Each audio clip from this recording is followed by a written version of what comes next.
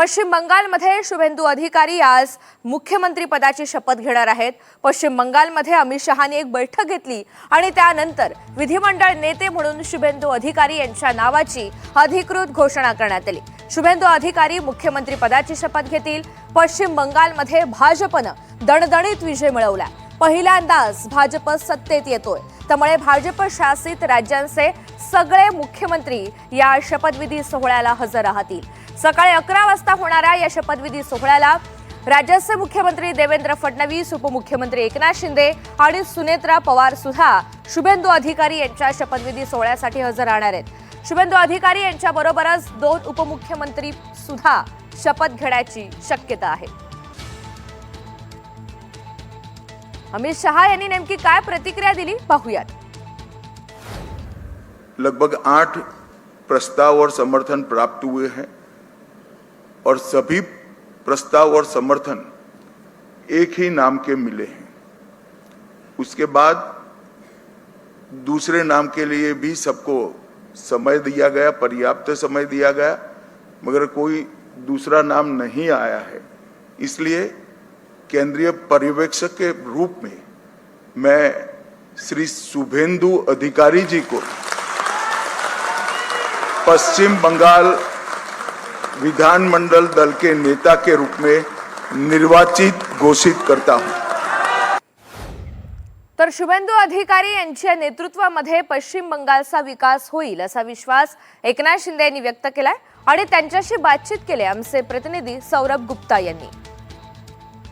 पश्चिम बंगाल में पहली बार बीजेपी सरकार और इस जीत की खुशी में बीजेपी तो है ही, लेकिन साथ साथ एनडीए के सारे एलाइज भी हिस्सा ले रहे हैं।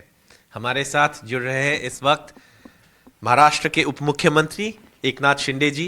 एनडीटीवी से बात करने के लिए बहुत बहुत धन्यवाद। लेकिन सबसे पहले तो कोलकाता में आपका स्वागत है। शहर कैसा लग रहा है और इतनी बड़ी ऐतिहासिक जीत के बाद आपको क्या लग रहा है? स्वतंत्र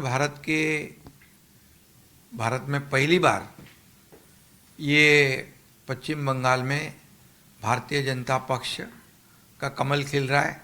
एनडीए की जीत हो गई है, इसकी बहुत खुशी है हमें, क्योंकि ये हमारे आदरणीय देश के प्रधानमंत्री नरेंद्र मोदी जी के नेतृत्व का करिश्मा है। और ये जीत जो है, एक तरफ भय था और दूसरी तरफ भरोसा था, तो इसमें भय हार गया और मोदी जी का भरोसा जीत गया। और ये भी मैं कहूँगा कि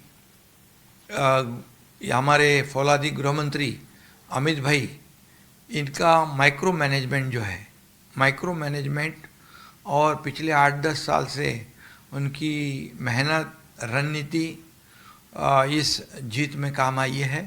यह विकास प्रगति नहीं है, यह सिर्फ गुंडागर्दी, करप्शन, और इसलिए अभी डबल इंजन की सरकार काम करेगी। यहाँ पर विकास होगा, यहाँ पर इंफ्रास्ट्रक्चर के प्रोजेक्ट होंगे, यहाँ पर इंडस्ट्री आएगी, यहाँ का विकास होगा। और इसीलिए जैसे महाराष्ट्र में डबल इंजन की सरकार काम कर रही है, आप देख रहे हैं महाराष्ट्र कितनी तेज़ गति से आगे बढ़ रहा है। महाराष्ट्र जीडीपी में नंबर 1 है, स्टार्टअप में नंबर 1 है, फॉरेन डायरेक्ट इन्वेस्टमेंट में नंबर 1 है, इंफ्रास्ट्रक्चर में नंबर 1 है। ऐसे भी पश्चिम बंगाल में भी ये डबल इंजन की सरकार चलेगी और निश्चित रूप से एक लोगों को डेमोक्रेसी क्या है ये यहाँ पर दिखाई पड़ेगा। यहाँ के कार्यकर्ताओं ने काफ़ी अन्याय सहन किए है, कई अत्याचार सहन किए, गोली खाने की हिम्मत रखकर, डटकर उन्होंने यहाँ पर जवाब दिया है।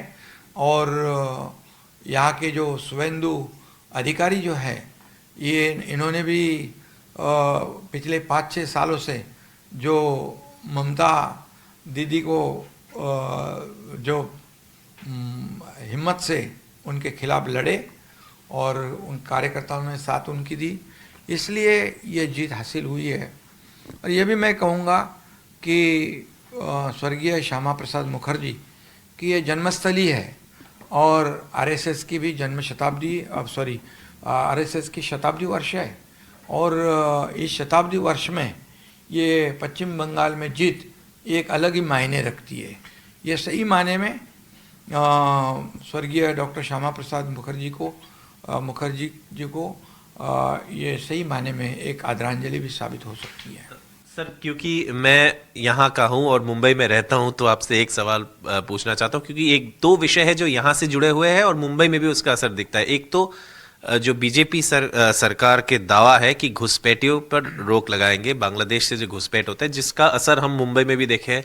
आप देख चुके हैं, हमारे एक इन्वेस्टिगेशन भी था किस तरीके से यहाँ से घुसपैठ होके जा रहे थे वहाँ पे। और दूसरा जो नौकरी, इतने सारे लोग यहाँ से जैसे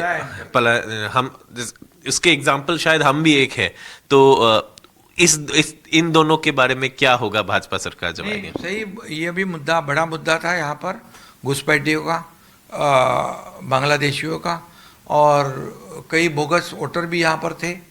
तो बांग्लादेशी जो मुद्दा था घुसपैठियों का, ये भी बड़ा अहम मुद्दा था। और निश्चित रूप से नौकरियों का भी मुद्दा है। यहाँ पर बेरोजगारी है, यहाँ देखेंगे हम कोई विकास नहीं है, या रूरल में, शहर में देखेंगे तो क्या सब कोई सुविधा के प्रकल्प नहीं है। तो इसलिए घुसपैठियों का जो सवाल है, अमित भाई ने तो कहा है कि पूरी तरह एक एक को चुन चुन कर घुसपैठियों को निकालेंगे।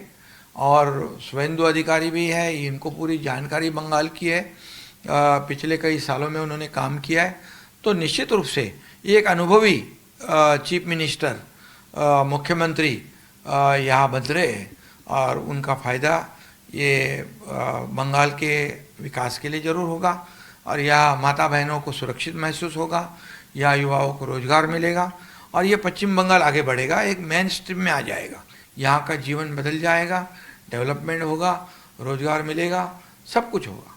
एनडीटीवी से बात करने के लिए बहुत बहुत धन्यवाद सर। धन्यवाद। थँक्यू। तर पश्चिम बंगालमध्ये आज शपथविधी सोहळा संपन्न होणार आहे आणि त्यासाठी नेमकं कोण कोण उपस्थित राहील याची यादी आपण पाहूयात।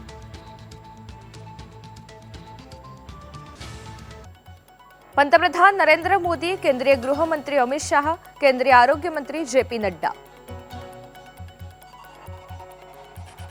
भाजपा अध्यक्ष नितीन नवीन, राज्याचे मुख्यमंत्री देवेंद्र फडणवीस, महाराष्ट्राचे उपमुख्यमंत्री एकनाथ शिंदे, उपमुख्यमंत्री सुनेत्रा पवार, उत्तर प्रदेशचे मुख्यमंत्री योगी आदित्यनाथ, उत्तर प्रदेशचे उपमुख्यमंत्री केशव प्रसाद मौर्य।